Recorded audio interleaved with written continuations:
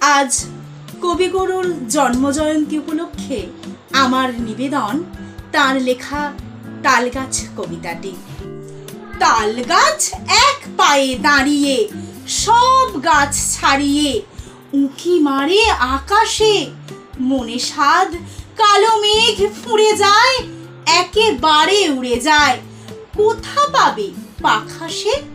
তাই তো সে ঠিক তার মাথাতে গোল গোল পাতাতে ইচ্ছাটি মেলে তার।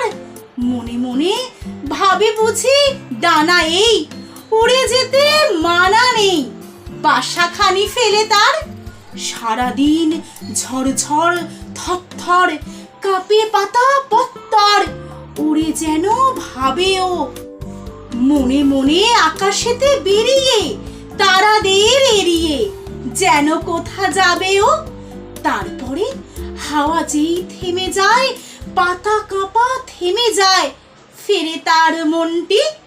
সেইভাবে মাঝে হয় মাটি তার, ভালো লাগে আর বার পৃথিবীর কোনটি।